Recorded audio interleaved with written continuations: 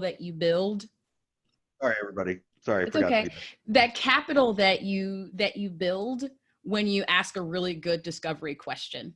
And so I've done that as an SDR, MDR, BDR, all those things. And I've done that as an AE. I've done that in messaging, in an actual conversation. And it is so critically important. And so that's the reason why I particularly wanted to have this conversation. But define capital, because I agree with you 100%, but it's a great buzzword, right? And that answer could be different if you're in an SDR world or an AE or customer success or sales engineering. Like, all of those things matter.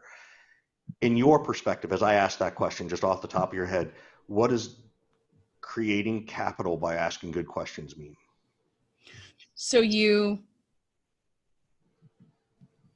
sometimes there's just a chemistry that exists or it doesn't, flat out, between sellers and buyers, right? So that aside, what we're talking about is the extent to which you can demonstrate that you understand the people, the process, and the product in one or two sentences, right? So by people, meaning how well do you understand the ICP, where they fit in their industry, and the person in particular that you're having the conversation with.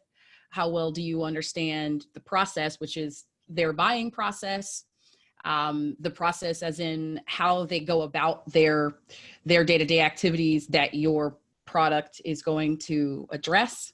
And then the product itself, your own product, right? The confidence you have in being able to articulate that. So in a 1 or 2 sentence kind of way, how can you not just tell, but how can you ask a question that's going to get somebody to start to engage with you at the idea level, versus people or things or features? Are there certain signals you listen for or you've heard through your experience that define, and you may not sort of write it down, pieces of capital, but is there there are certain things, and I'm curious, but what are the things that you think of that when you hear someone answer a question that you know you've found some capital? Okay, so yeah, so how do you know you have it? That part can be tricky, but I think for me, it comes down to, especially in this virtual environment, right? Whether or not they've turned on their camera, whether or not they're looking at the camera or seem to be paying attention when you're talking. And you can tell these things in a telephone call if you're getting, but so before ever going into like a full pitch or ever going into a full demo, that capital is established again with that question. And I can tell if I have it by their tone and their body language if I'm in a face-to-face or over the phone environment. Yeah, there's a couple of, by the way, I just texted the group that I like what you did there about the camera. That was funny. It's very slick. But so one of the things I hear, when I hear someone say, wow, that's a good question, that's when I know I'm digging in, right? Like, that's when I know I've hit something that's making them think harder, right? And so that for me is a verbal cue.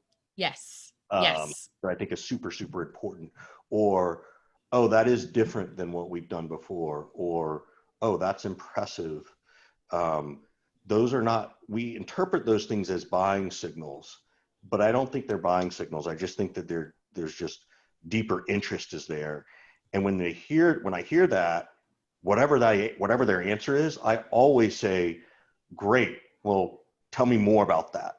Right. Because even when I hear that's a good question and they answer it, there's still a picture in their mind about their answer. And I need them to paint that picture for me, because that picture gets lost sort of in rational words. They're like, well, let me think about it now. How do I explain that? And they try to explain it in this rational way when I don't always want them to explain it in a rational way. I want the emotional, I want that picture. So I love that. You just reminded me, sometimes, Richard, the clue that you are building that capital, that you have it right after you ask the question, is them saying nothing. It's because you're hearing them overcome their impulse to give you the quick answer that they have on deck for every other seller. Totally agree. So you ask this question, you let it marinate. And the letting it marinate part has been hard. I have to push mute still sometimes after I ask a question, so I don't like do compound questions or answer my own question or get all enthusiastic. But yes, hearing them be quiet and really consider what you've said is a pretty huge way to have a clue as to whether or not you've effectively gotten them to really think with that question. Totally agree. Totally agree. There was a question coming that said, "Hey, do you feel like some people just say that's a good question?" Well, it's possible, but that's actually a good data point. If I think they're faking it, well, I need to take in that data point, which for me means I'm not going down the right path.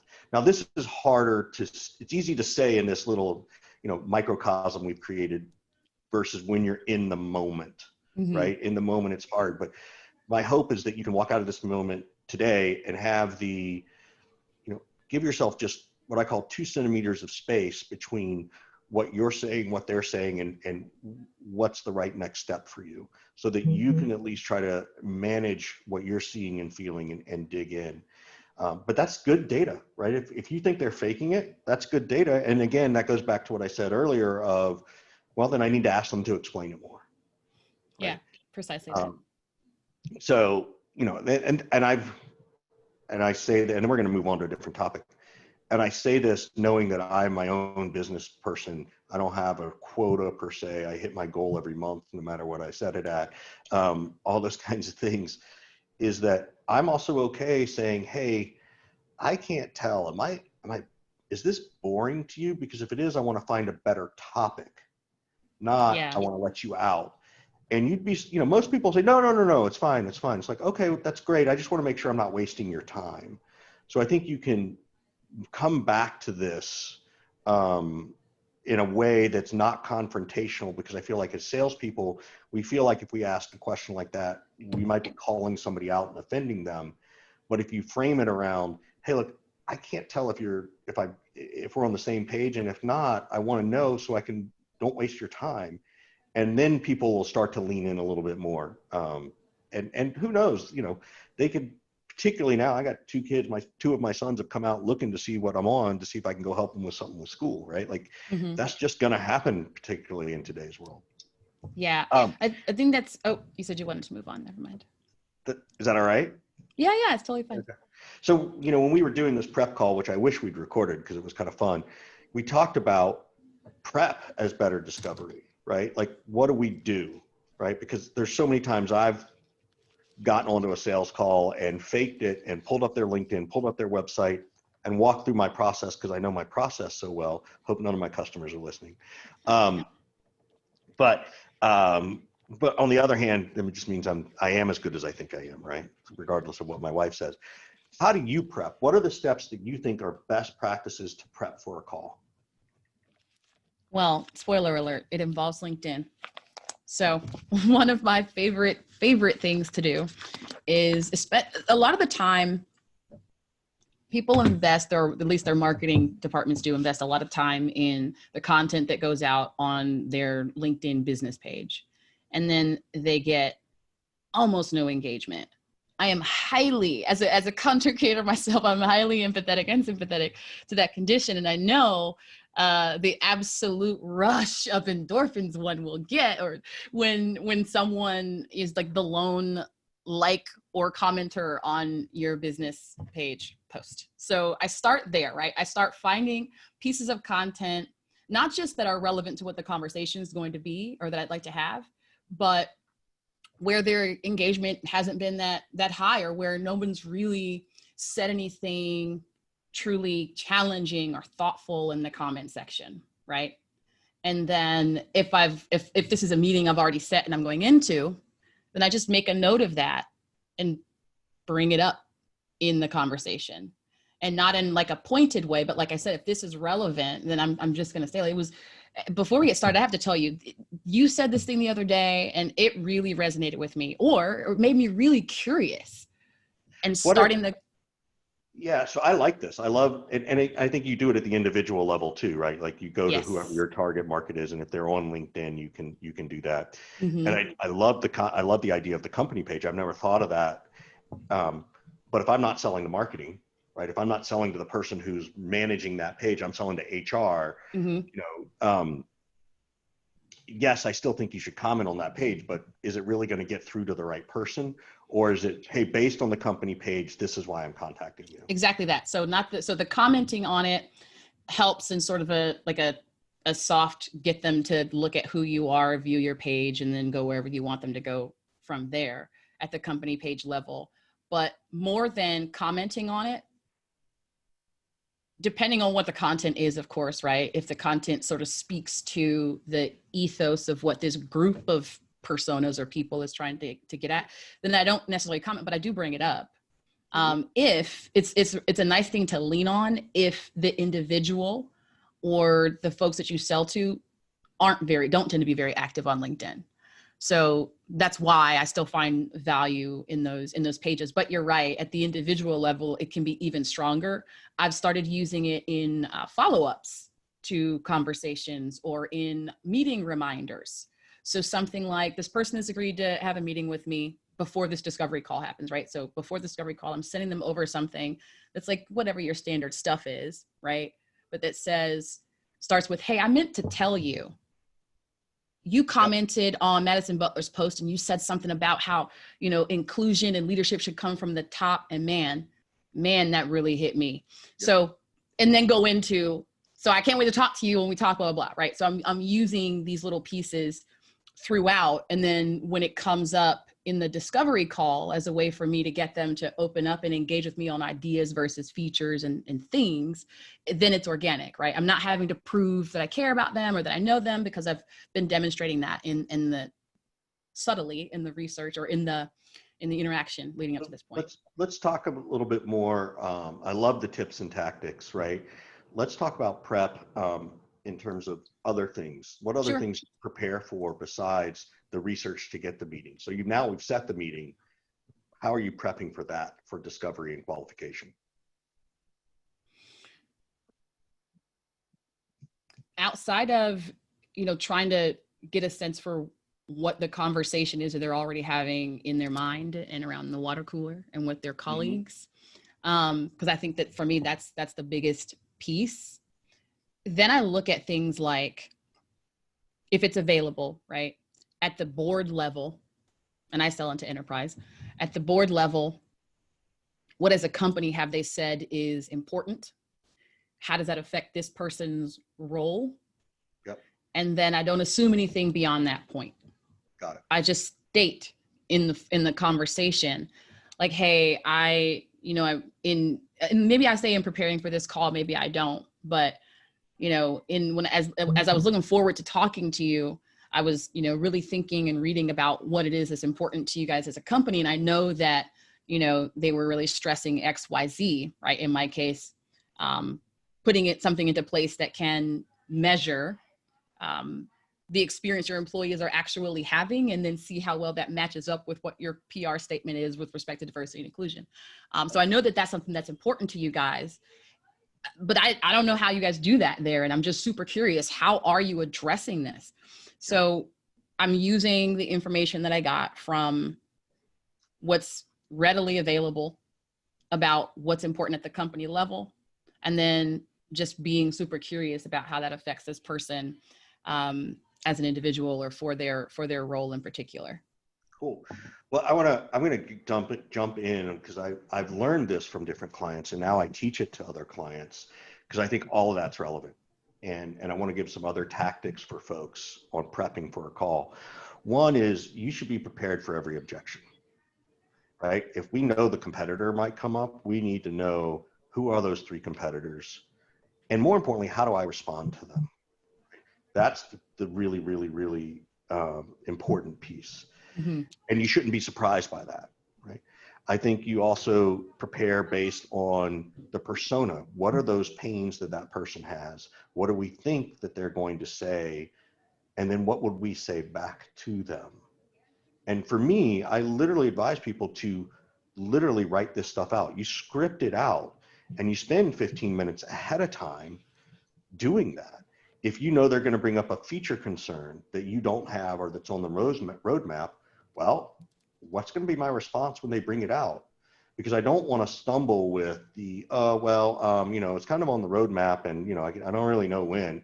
Well, how do you say that better? Oh, it's on the roadmap and we're expecting it sometime in the next few months. how important is that feature to you? Right? So whenever people bring up something and ask about something that's really an objection, objections are really just buying signals.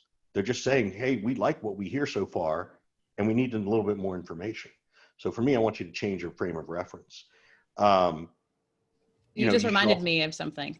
I have to tell you. So, and you and I did talk about this on the call with respect, in particular to preparing for objections. So many of you know I've worked for Scott Leese a couple of times. And if you also know that, don't tell him because his head will get big. He's brilliant when it comes to writing scripts. Like brilliant. And a couple of things. When I worked for him at Outbound Engine, he had, for all the incoming salespeople, new salespeople, he had recorded himself delivering all of the rebuttals to the most common objections that we could anticipate. And then we were given those in a written form as well, but to be able to have access to study not just what the words are to overcome certain specific objections, but to hear the person who wrote them delivering them in the intended tone and cadence was really helpful. It was really helpful in preparing. It boosted my confidence in ways I didn't know possible going into conversations. So, and then at Qualia, he didn't record them. He was like too grown for that at this point, I guess. But at Qualia, we had this doc with all of the objections and rebuttals, which is pretty common. Most folks have it. What I loved about it, though, was we would do these exercises where we would try and recognize objections by different names, right? Like, you know, if someone says XYZ, that's the same as this objection that we have here. Once we know that, once I understood that, then I could just Control F with just one. I only had to remember one word from that rebuttal. Control F on the doc in real time while I'm on the phone or on the call with the person. And it's going to take me directly to that word in that rebuttal, and I can start to deliver it without having to think and without having to like fumble around. Because let me tell you, I was fumbling around with like actual hard copy rebuttal folders for a while in my career, like for longer than I should probably tell you guys. But I'm glad you brought that up. When you first asked like how to prepare and how to research, I was thinking more drilled down to that individual. So I'm glad you sort of brought it back out to the big picture of in general, how we should prepare, because that's this part, this understanding, like, chill out. They're gonna say this thing and you're gonna be able to say exactly what you're supposed to say to move the conversation forward. That piece is really huge in preparing for the conversation. I do this every time I speak when I'm on mute. I've got a couple of questions, so I want to make sure we hit our promise, which is to ask the questions as they come along. One was, how do you improve your listening skills when you're in the moment, right? I have some ideas and tactics. Nikki, do you? Yes. So one of them I mentioned already, which is just use the mute button. If you have this habit of asking compound questions, or I see you, Kendra. We are the same, of asking compound questions or answering questions that you've asked. So that's where I would start. The next thing that I try to do, and it's again, like, this isn't breaking ground here. It's just a matter of like, to what extent are you honest with yourself that these are habits that you have that need to be improved? And then what are you doing to get out ahead of it, right? So taking a pause before you respond to something that they have said, it not only helps you to be actively listening, but it demonstrates that you're actively listening. I cannot tell you how frustrating it is for me personally. My husband probably could tell you how frustrating it is for me personally, for someone to start speaking immediately after I finish my sentence. There's no way you can convince me that you were listening to me at all. I don't care. So giving that to people is something that's really important in demonstrating that you're actively listening. Beyond that, and I don't know how you teach it, you just have to be genuinely curious about the people that you sell to. And because I don't know how you teach it, I think that the way to set yourself up for success with respect to that is just choose to sell things that you care about to people who you can muster up some level of enthusiasm for. If you're doing that, then it is not hard to listen actively. But if you are taking jobs because it's the highest bidder, or you are taking jobs because this is the job, and I get it, sometimes this happens, right? It's just the job that you can get right now. Understand that you're going to have to do some work before you start having conversations with people to find some piece of that that resonates with you, that you can get excited about, because you cannot fake curiosity, and it is absolutely critical to be able to really actively listen. I'm actually going to share my screen. You find the right one. So one of the things that you have to do is you have to do note taking. And I'm a fan of typing my notes because I'm going to show you how I use them. What that also means, though, is that I have to tell people, hey, any typing you hear me doing is me just taking notes, and I'm going to send you this email, right? Because part of your job isn't just to sell them, but it's about how you do business as much as what you do, right? So this is a template I use every single time. Did I share? Yeah. I don't know if this is too small or too big. Tell me and I can unshare it or make it bigger. So you can see that, you know, it starts literally, this subject line is important. Next steps, called notes, additional resources. That subject line's there very simply because, and this is the part where you take your phone out and take a picture, everybody. Very much because I want them to easily find this. I want them, because I already know that 90% of the decisions are committee driven, I want them to be able to forward this to somebody. Here are the notes from my call. First sentence, great speaking with you today. Please use this email as a summary. Would you mind responding and letting me know I captured everything correctly? Now I've assigned some accountability.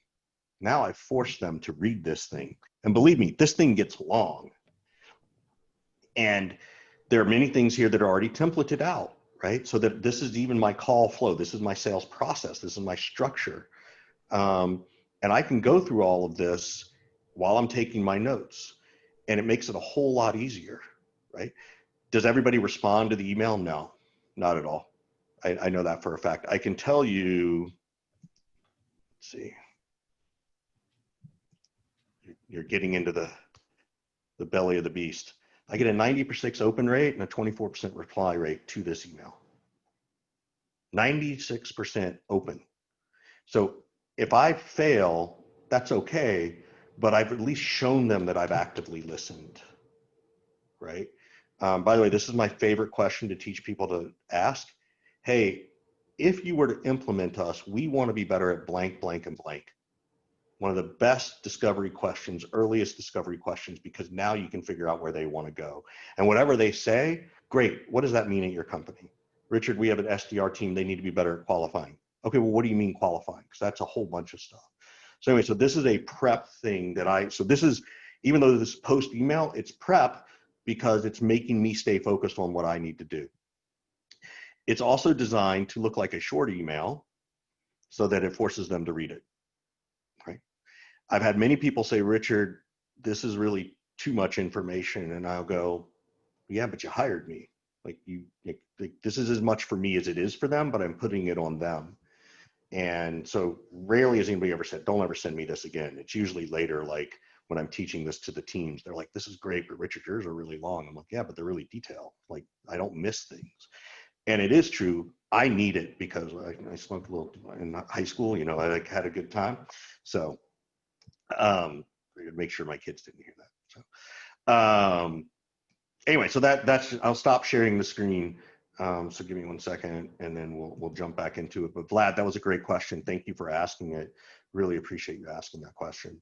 Going back over to the chat, there was another question around, what was it? Oh, how do you keep yourself from talking and offering and focus and digging deeper into the customer? That's a great question too, because you do have to prepare those questions ahead of time. So you prepare the open-ended questions: who, what, when, where, how, maybe why. I don't like why as much unless I can tie it to something else. And then I have closed-ended questions. And here's what I teach people. Closed-ended questions force you into a rational mindset. Hey, can we set a meeting? Do you want to move forward? Can I send something over to you? If I haven't done a good enough job asking a bunch of open-ended questions, their rational mind is going to stick to the status quo, right? So that for me is how I do. That's a high level. We could go into this for hours, and I'll pause there, but give you guys something to think about. So preparing your questions ahead of time, preparing hey, I hear that all the time. What does that mean to you? Those are the things that you can do in a prep call, in my opinion. Let's see, what else? Did something else come in? Let's see, from Michael, inbound versus outbound discovery. Do the rules and principles change at all, or do you stick to the same framework? So Michael, I'm going to try and find you. There you are. Can I unmute you, Michael? Because I want to hear a little more context. Go for it. Yeah. So tell me more about what made you ask that question. Sure. So our team was originally an outbound model. We had an outbound focus, and we recently changed to pretty much 100% inbound. And I think there's a big difference in the way you approach a discovery call for an outbound lead versus an inbound lead, but I'm curious to hear your thoughts if you kind of have the same framework, the same questions, or just a different approach in general. What is your framework? How do you treat the outbound call? Well, we don't do outbound anymore, but it's, I think Nikki was talking earlier about like having objections ready. You were talking about knowing your competition a little better because those questions are going to come up naturally during an outbound call, whereas an inbound call might not really be about competitors, or you may not have to have that immediate answer to a question.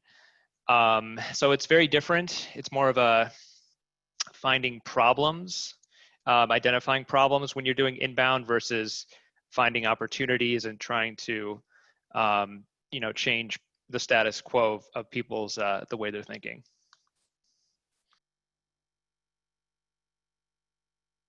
You're muted, Richard. Nikki, you want to answer that first?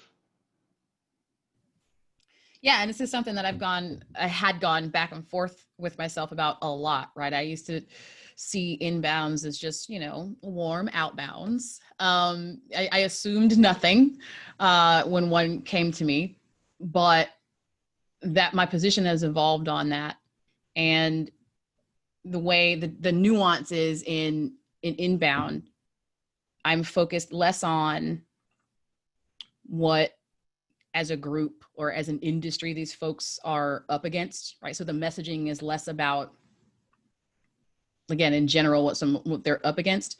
And then I look at whatever the piece of, I guess first, before we get into that, can we define inbound? For a lot of people, an inbound is simply someone who engaged with the content that your company put out and now is an MQL or something that you're following up on. Some folks count that as inbound. Others, it's a demo request, right? Or a request for a trial. So to be clear, these MQLs and all of that are certainly just warm outbounds.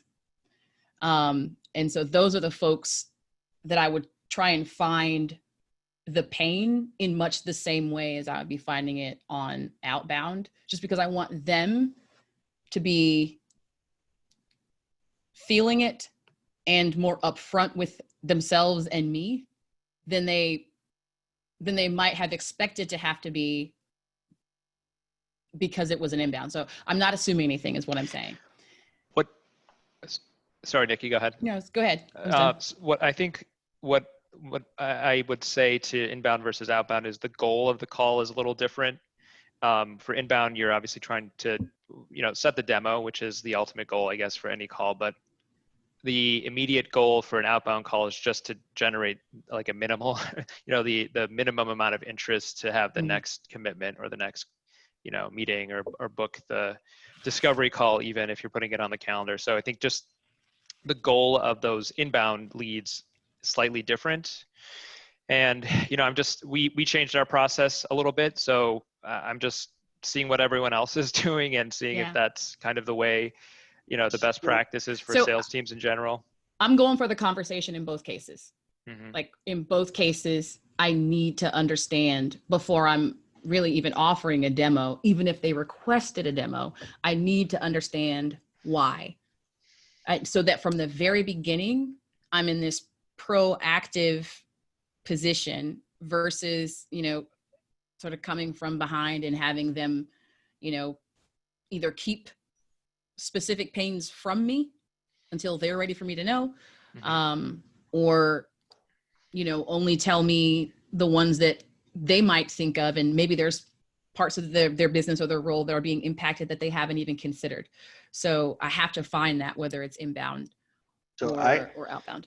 I agree with you, Nikki, and Michael. It's an interesting question because I don't see them different. I really don't. And what the only difference is, I might have to dig a little harder. How I do that, though, that's all about earning the right to ask questions, right? That's, if you've ever looked at my stuff, you can go Google earn the right to ask questions, or what I call a respect contract, right? So I do confirm these goals of the call. I confirm very specifically at the beginning, hey, this is my goal. I just want to get a frame of reference from you. I just want to understand what you're doing, and I'll ask you some questions and you ask me some questions. Like, that's it. Like, that's the only goal of the first call, right? Everything else is gravy, right? And they'll say, okay, great. And I will certainly say, so, look, if at any point it's not the right fit, tell me. Likewise, if I discover I can't help you, I'll be the first to tell you. I'm not going to waste your time. They like that, right? And for many people, it's an upfront contract from Sandler. The one part that I don't recall them ever teaching, this is why I call it the respect contract, is I will literally say, great, because I don't want to chase you down with checking in and touching base emails that you hate getting and I hate sending. Right. And nobody disagrees with that. And then the final thing after my respect contract is it starts with an open-ended question. What made you want to have this call? What made you want to have this demo?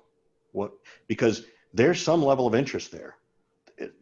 Yes, it might be outbound. They might be a little more reserved and guarded, but as soon as they accept the meeting, it feels a lot more like an inbound. It doesn't mean it's easier to close. It's still harder, but that's just sort of how I see it. So I don't know, Michael, if that resonates with you or you disagree, which is totally cool. Like, I'm more than happy. No, I think you're right. I would say if there's one last thing I'll add is, inbound leads are typically more ready than an outbound lead is, just by the nature of, buying intent and what, action they're taking. So I find those questions about like the actual deal, like the project, a lot easier to ask than they would be for an outbound prospect. Like, you can say, okay, who are our stakeholders in this project? Do they need to be on the call? What does your timeline look like? Of course, those are going to be easier to ask for an inbound lead. So. Right. Yeah. So for outbound, we're figuring out if they're ready. For inbound, for me, I'm figuring out why they're ready. And so sometimes it's a question like, hey, a lot of the time when folks reach out, they're wanting to take a look at our product, or they're asking for a demo, it's because they're up against these few things, or sometimes it's because they, somebody put this task in their lap to go and evaluate stuff and just, take a look at pretty slides all day. Which one of those camps do you fall into? Straight up. Because it does neither one of us any good if I'm just excited and assuming that because you asked for a demo that you're here to actually, being in a buying process. So that's an interesting question too, Nikki. Like, how do you ask that question of, are you just window shopping or are you serious? And I guess that's something I've always struggled with in sort of my industry. I think we get a lot of flakes, people that aren't really serious in that project. And, there's subtle hints I think you can pick up on. But I'm curious to know, like, how would you ask that question? Like, or, how would you get that information from the prospect and make a reasonable judgment call that this is not a real live prospect or deal at this point? So I would ask them just like I did here, right? Exactly that. Like, so when people come to me, it's one of these two things. Which are you? And even if they won't give me a straight answer, I've learned something. If they're like, actually, can I just see the demo? Or actually just, nah, son, like we're not doing that today. If they're not, then they're not in a buying cycle. They likely were just tasked with, seeing who they could get demos from, so that someone who's actually making the decision doesn't have to do that work, which is fine if that's their process. But, you just have to, that's one of the things that you just have to ask directly. But giving them options the way that I just did has helped me in being able to ask it without feeling like I'm being too pointed. Yeah, and I'll jump in and I'll absolutely say the same thing. This is why I teach a respect contract. Hey, before we get started, right? This is one of the things. I'll also tell you in a minute how I pre-qualify the demo a little bit as well. And so that's what the respect contract does. Nikki did a great job of using a multiple choice question. Is it this or this? Sometimes it's not either one, right? And any data back is just data, right? It's how we respond to it, right? It's Michael, what makes that so nerve-wracking for you might be a deeper question to have with your manager in terms of career pathing and skills development and something way deeper than just, that piece. Yeah. So, and there's nothing wrong with that either. Like, and it could just be, that's just how you're wired. That's all right. But I think it's how you ask the question. And that's why I start with, okay, well, what makes you want to see that, just so I understand, you're sort of asking like you're lost. You're using the lost tone. Hey, totally happy to show you a demo, but just so I understand what makes you even want to see a demo. Like, we just met, right? You're asking to meet the parents, right? And you can disarm them a little bit with that kind of a joke if that's your style, right? It doesn't always work that way.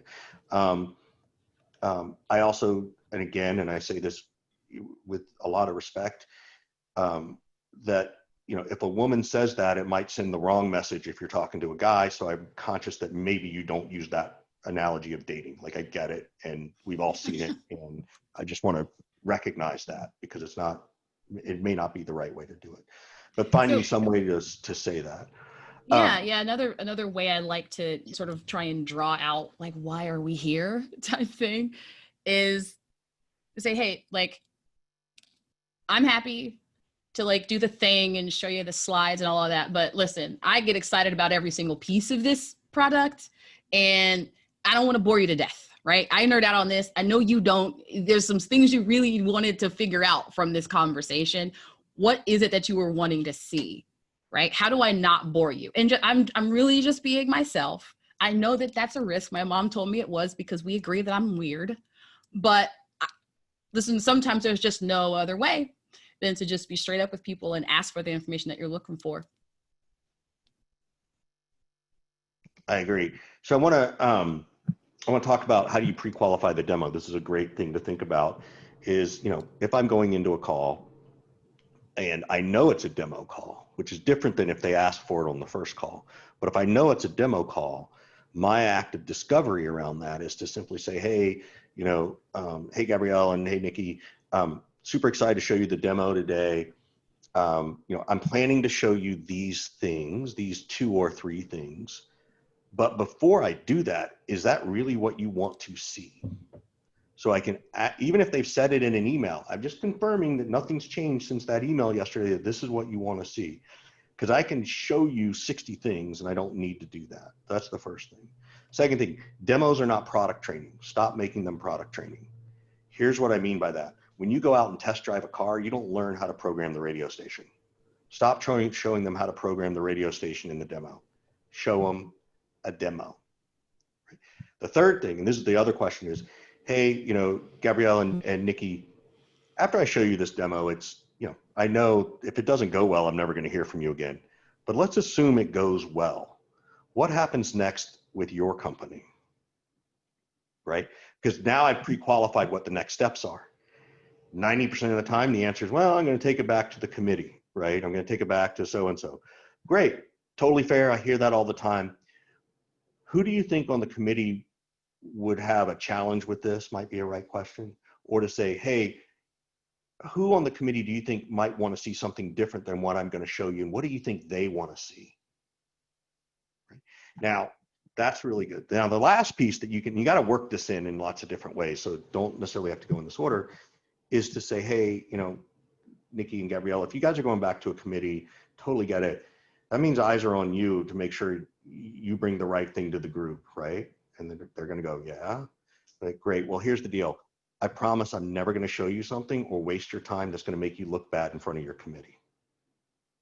And now I've built this level of trust, right? And again, that's Richard's tone of voice. So you might have to rewrite that a little bit or put it in your own tone, but just say, look, if you're going back to a committee, I assume that, you know, the eyes are on you, right? You got to bring back the right thing. And they're going to go, yeah. It's like, okay, well, I won't make you look bad.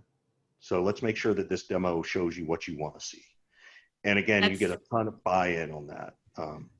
Part of the spirit behind one of my favorite places to put a pattern interrupt in this kind of call. And it goes, can I tell you my biggest fear? Okay, my biggest fear is that we'll spend this hour together. I'll show you the things. You'll love the things. And then when you go back to your team to try and, you know, get this done and address all the things that you told me you need help with, I never hear from you again because they don't get it. How do we keep that from happening? A, what do I need to show you? And B, how do I set you up for success when you show them? So you don't have to ask the questions all together like that. I told you I probably should have pushed the mute button between those, but for that first piece, right, which is like, can I tell you something? Like, I don't want that to happen. Just calling it out. And they'll, again, either way, whether they respond to it or think, as happens to me frequently, what is she so excited and bubbly about? She should calm down. Whether it's either one of those responses, I have the information that I need, right? They're either going to tell me, well, such and such really cares about making the money case. All right, tell me what the money case means for y'all. Or they're going to be all cards up, like, I'll reach out to you afterwards after I look at this information and do some they'll do that. And if it's, but either way, I know what I'm working with and I can, you know, address it accordingly. But again, it's just about like, a sister got to bank on herself, or a brother. You need to bank on yourself and just be as direct as you possibly can and find ways to do that, that aren't as confrontational as you might, if you're not comfortable with confrontation. Cool. I have a question for you, Nikki, which is, you've been in SDRs, you've been AEs. We talk about qualifying and discovery, and every company is different between how much the SDR does and how much the AE does. How have you navigated that as an SDR, right? Like, I know that you are also the founder of SDR Defenders. Folks, if you don't know them, she's got a ton of great content on that. So, and Nikki, tell them where they can go to get it. But how do you manage that as an individual with your AEs? And then we'll get into some other definitions around it. So how do I manage? Well, how do you interpret, right? Like, if you're told to do X, right? You're a skilled SDR, right? Mm-hmm. You're, in my opinion, you're very qualified to be the SDR. So your ability to do deeper discovery might be different than someone who's just getting hired for their first job as an SDR, right? You're right now, you just want that person filling the calendar. Mm-hmm. Nikki fills the funnel, right? Mm-hmm. What have you seen be maybe this is a better question. What have you seen be successful as a best practice at different organizations, in where does qualify, you know, in managing the SDR to AE relationship, right? Okay, step one, they have to be aligned on comp. So giving your top of funnel sales folks or SDRs, BDRs some piece of closed revenue is a really easy way to align them on the ultimate goal. That is to say, if I know I'm getting 3%, 5% on every closed deal, now no one has to tell me to send over the most qualified meetings possible because I want that 3% on those closed deals. So first that has to be in place, whatever that looks like at your organization. And then that as a foundation tends to inform what happens next, right? So we're aligned on comp, so we're aligned on goals. Now, if there's something that I want to do or a way that I want to spend my time to get the results that I need, then I have to figure out how to demonstrate to the AE that this is for working for them too, right? So show them what they get out of it, right?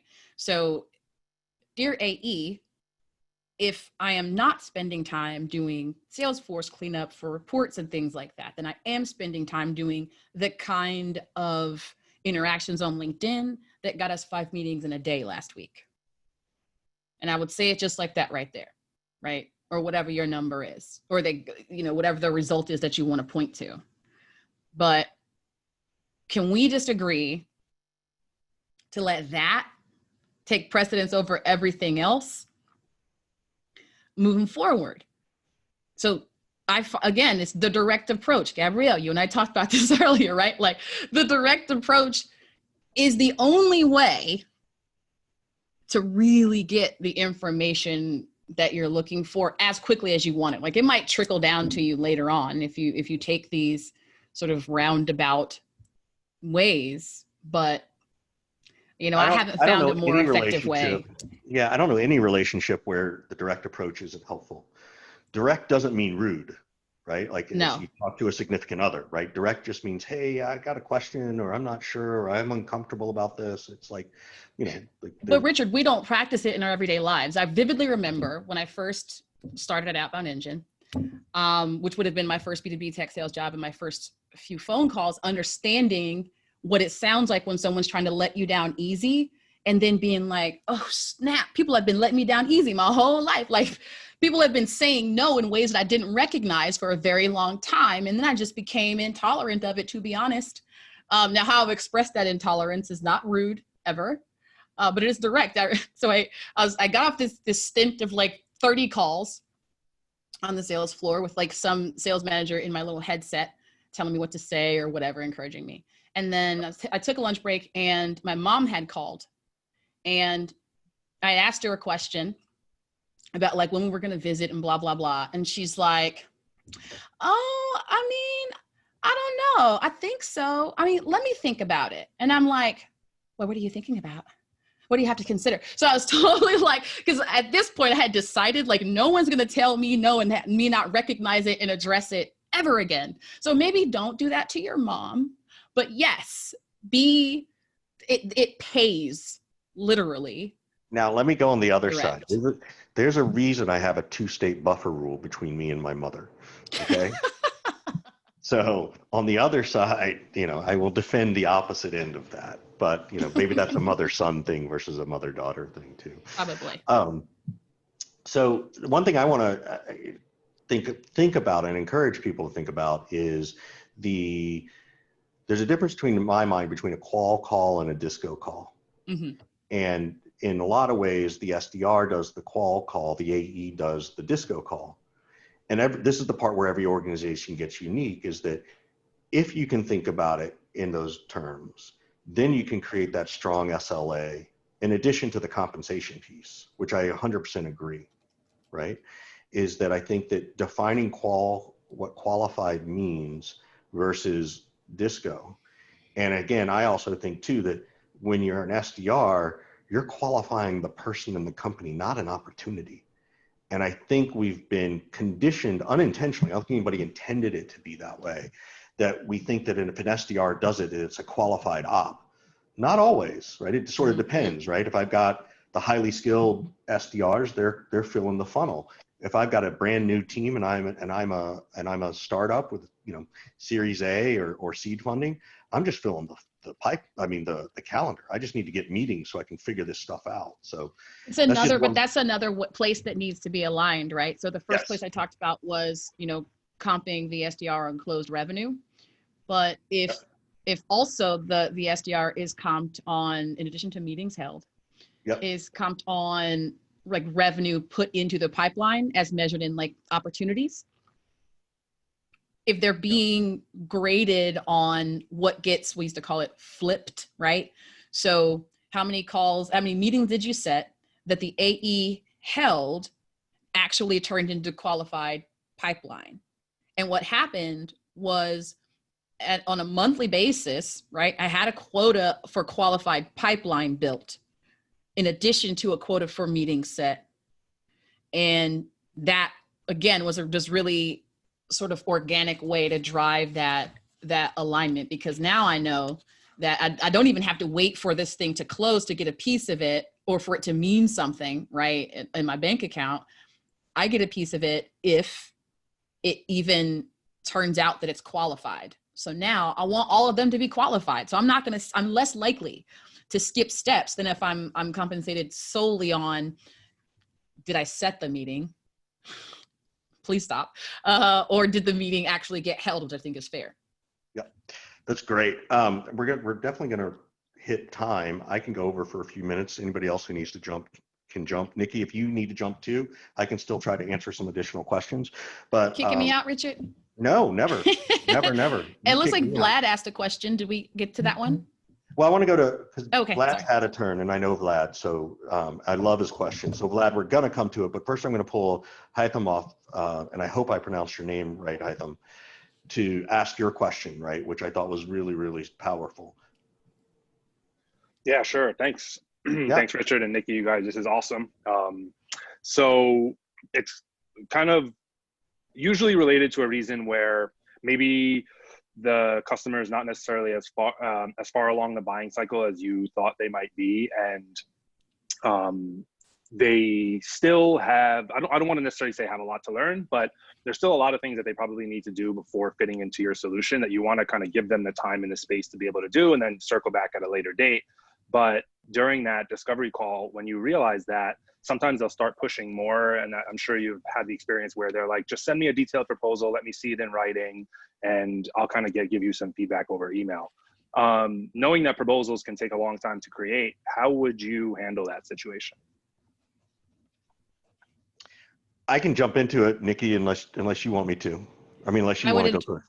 I'll go really quickly. I would address it the same way that I address people telling me to send them an email when I've cold called them after I've given them the pitch. And I'm like, well, what do you want to be in the email? I don't ask the question that way, but it's like, I could, but I don't know what it is that you really want to know. So in this same instance with this demo, I'm calling it out. There's a theme you guys are sensing here, right?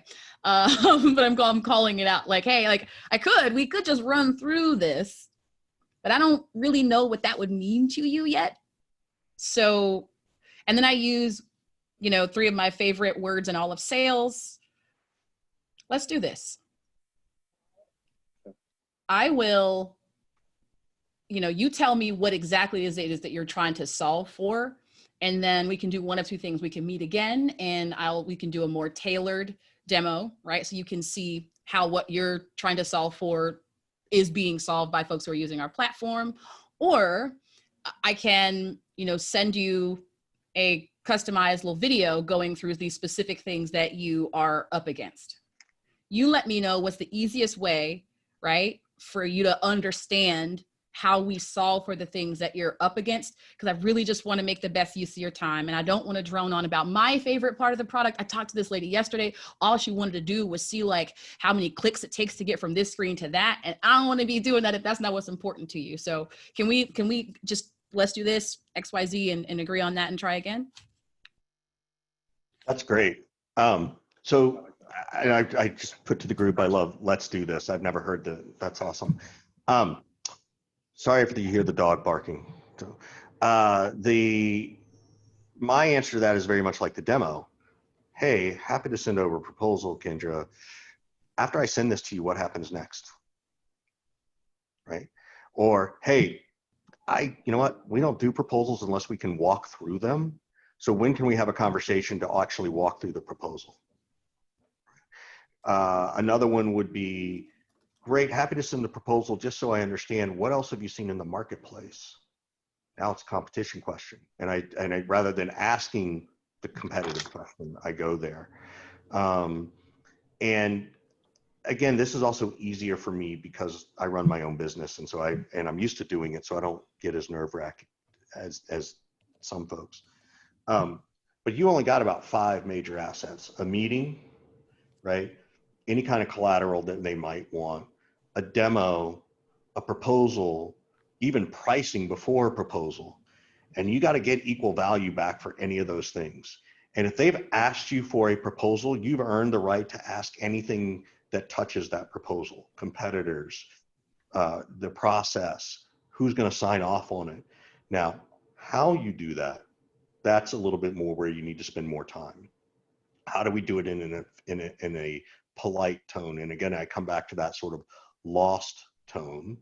I might even say the hypothetical tone, hey, I'm going to send this over to you. What happens next?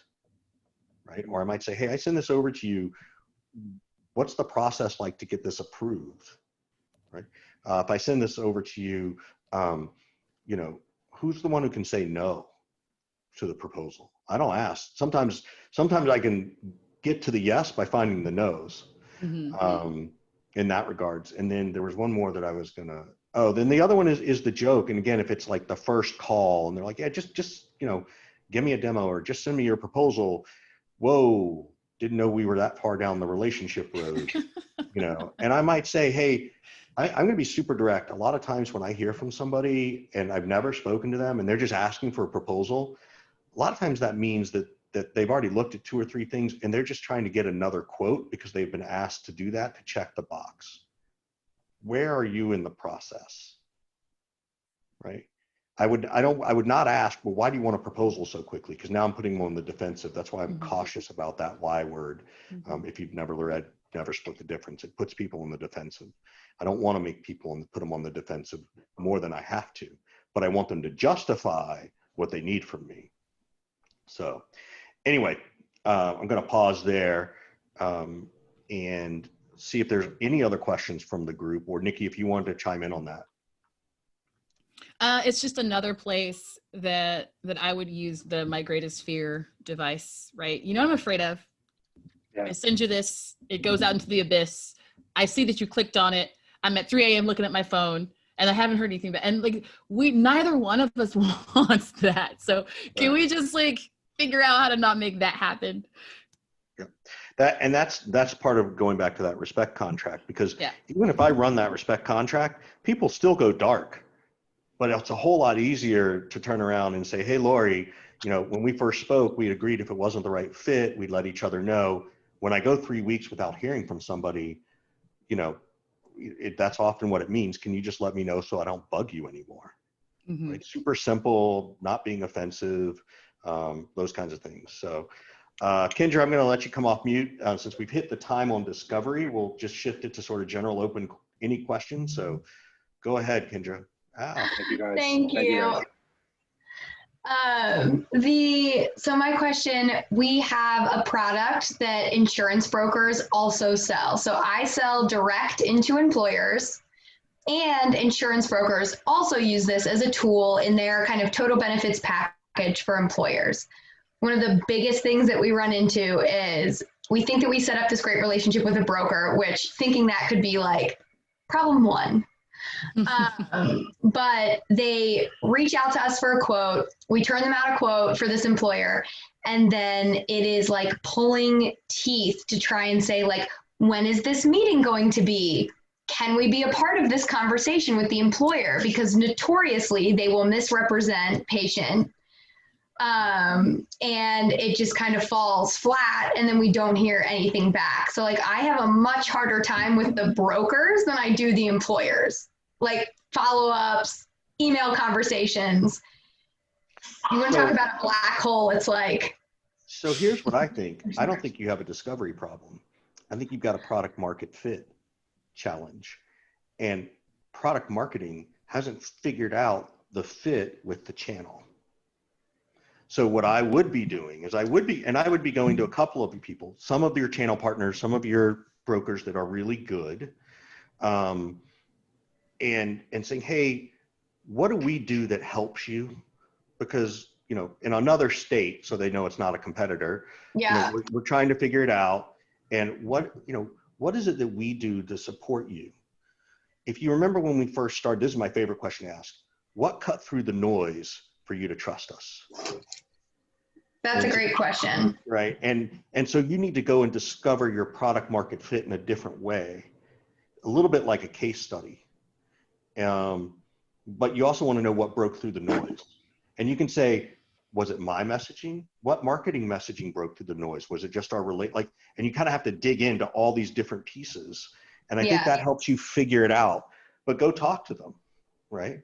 And then figure that. And then I also think too, you also have to have the same conversation to those folks and just say, hey, here's what we see happen. Yep. How do we best support you? Because all of a sudden you're going to go dark, and we don't want that. You know, but we also don't want to bug you. Yeah. What's the best way to handle that? And I think each person you talk to is going to have a different answer. But after you talk to about 10 or 15, you'll start to see some patterns. And I think that's really good. And then the third, and then I'll shut up.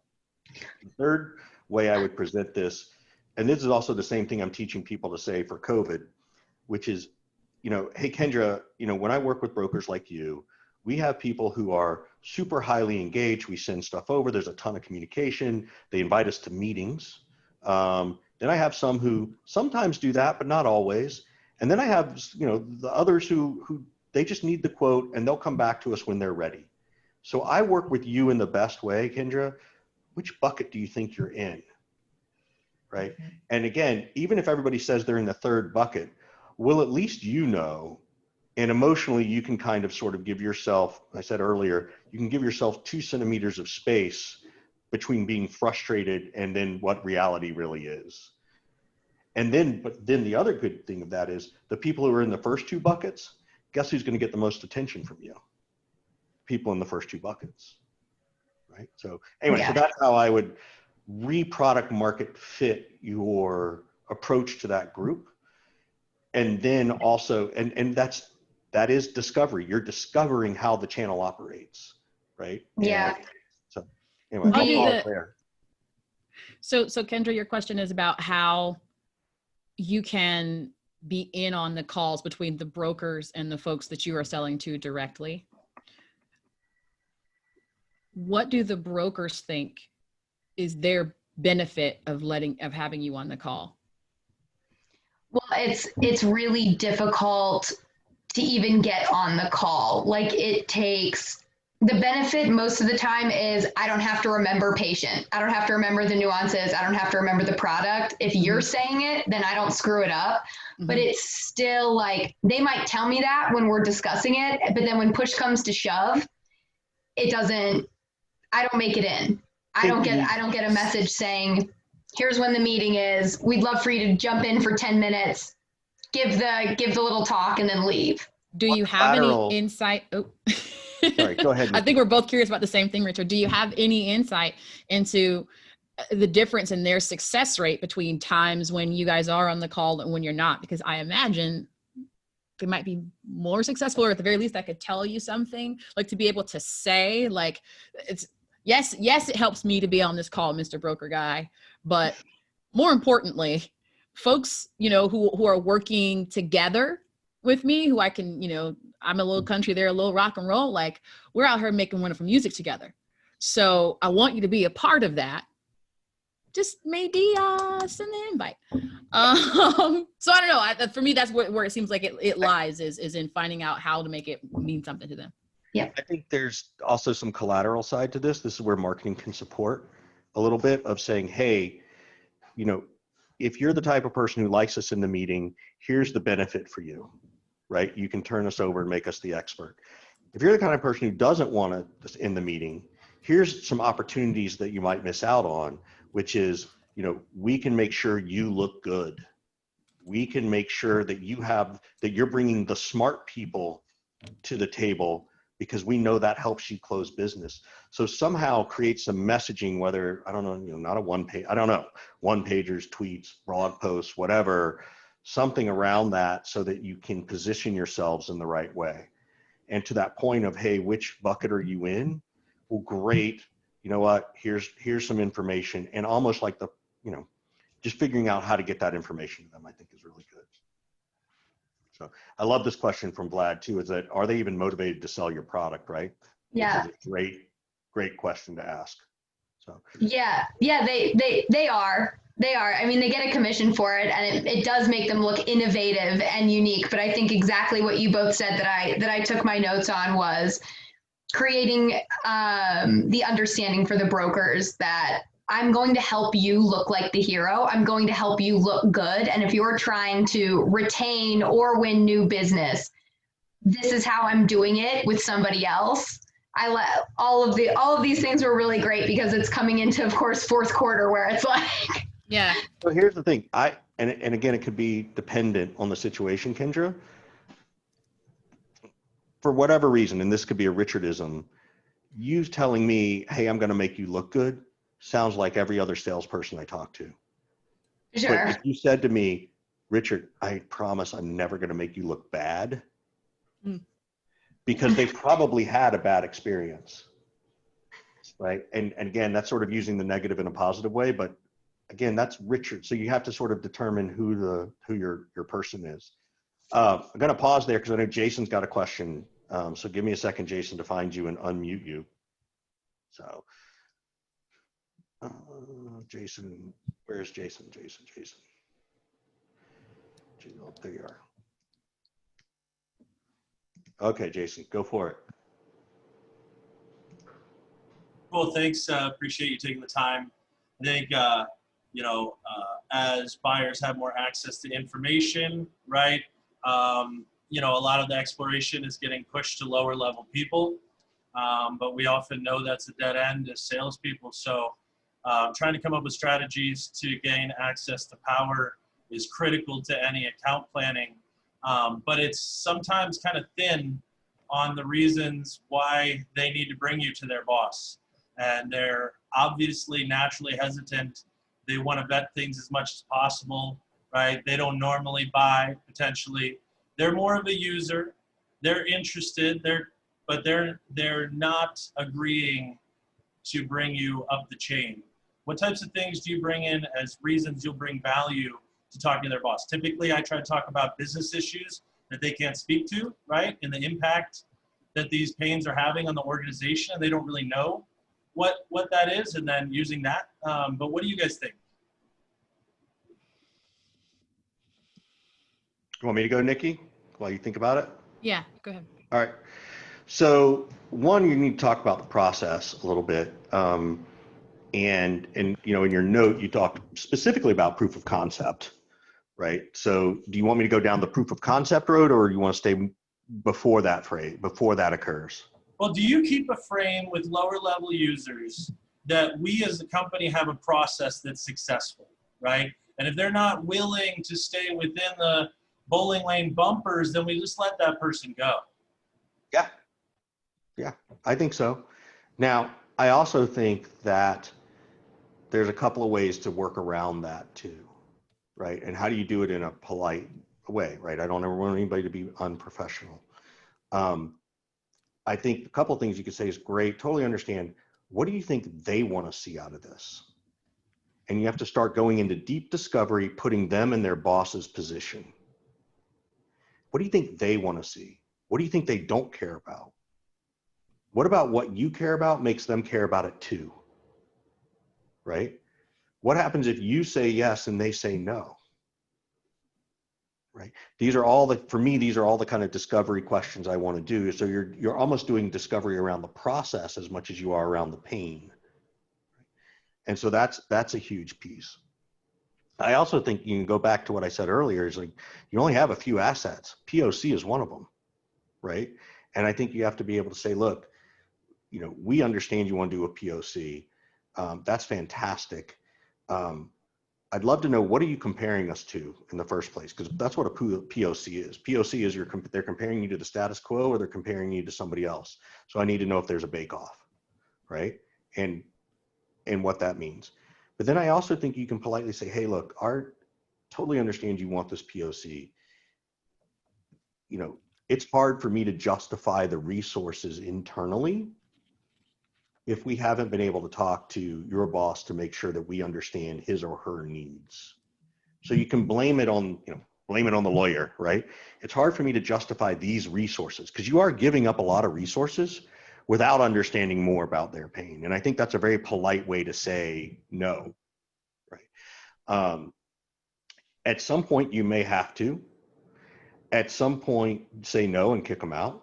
At some point you may go, it's Coca-Cola, you just do it, right? Like, it's Coke, we want the logo. And I also think there's a point where you can get your boss, and you have to decide how to do this, to do a polite end around to the end user, to go to their boss and say, hey, VP, I'm a VP here. You know, we're getting a little bit of pushback. As I'm sure you can understand, this takes a lot of resource from us. Is there a chance you and I could have a conversation? Right. And that way the executives, it sort of comes in at a respect level of the executive. And most executives get it. Like they know. So I think that's a piece of it that you can tie in. I also think you could say, hey, you know, totally understand. Is there something you're concerned I might do wrong? Because I don't want to do anything to make you look bad. And that's why you're holding back. You know, like these are all quite like, you'll get the recording on this and you can go and like, get all this shit. No, it makes sense. Do you think So, if you go ahead and you send kind of an executive visibility note, right? Hey, I've been talking to a couple people on the team. This is what, they seem to be interested in. When I'm having these conversations, I don't know if it makes sense for us to talk now about, what you're most interested in, but while I'm talking to the team, is there anything you think I should keep in mind for when, it makes sense that we do talk? Great. I love it. Do I have to ask permission to send that to the director or the vice president? I'm just trying to give them visibility. No, but I think that's the message. Maybe you get your executive to send to their executive. Hey, so-and-so and so-and-so are talking executive to executive. I want to make sure everybody's using their resources right. Again, and it's going to be situational, right? There's not a one and done thing. And I might test that messaging with, a lower end deal in the pipeline and not Coca-Cola, right? I don't want to, you got to sort of figure out what's appropriate for you. So Nikki, what do you want to add to this? And then I do actually have to run in a couple of minutes, but I wanted Nikki to. Yeah, no, I mean, I think you guys are hitting on it, right? It's I like to ask questions to get them to define their process. So with respect to the POC, like, when was the last time not having that at this stage kept things from moving forward? Right? So isolating it as the kind of objection that you seem, Jason, to be astutely recognizing it as, right? So get them, ask that question again, whether they actually tell you the truth or not, you can't control, but it's out there. And then from there, right, asking, look, most of the folks I work with, the process goes something like this. I'll talk to you, and then, the people who are actually the yes or no folks are the other folks next in line. But there's this little piece that I don't like and that these folks haven't liked, which is, putting you in the middle of having to arrange that conversation. So let's do this, right? You and I agree on these things that are important to you. I've got such and such's contact info. So I'll reach out to blah, blah, blah, and make sure that he understands what you and I have talked about, and, we'll figure this out. So getting them to define their process and then giving them some direction as to how other people have gotten this done. Because at the end of the day, if they're asking you for this POC, you guys likely have already agreed on pain and problems that they want to solve. So here's what happens next. Here's how we get this solved for you. I've been mostly successful when at this point, I take the reins and have a conversation with the next person up in the chain, right? So let's do that. And I'm not asking them, I'm not letting them tell me no. If they can at that point, be like, no, don't do that. But then I'm going to flesh out this other thing, right? Which is that they're not actually qualified. That was awesome too. I did it, and so did Jason, of the let's do this in the chat, Nikki. Like, I think that's a major thing we're all walking away from today on. But hey, we went over by about 15 minutes. I know a lot of people gave up some time, and we really appreciate it. Thank you all so much. Nikki, aside from LinkedIn, where can people get a hold of you? SDRdefenders.com is where you can find all of the content that we are putting out to save new and prospecting salespeople from fluff and from unhelpful, vague advice that they find on the internet. BDR Breakthrough is also a small community that I run on Bravado that talks more about the other side of what it's like to be a prospecting sales professional, the hard stuff, the emotional stuff, and the culture stuff. And of course, like you said, LinkedIn. But I'm out here and I would love to hear from you. Cool. Awesome, everybody. Hey, if we haven't connected on LinkedIn, you can find me LinkedIn rharris415. You can email me richard@rharris415, and we will talk to you again next time. Thanks, everybody. Bye. Thanks, guys.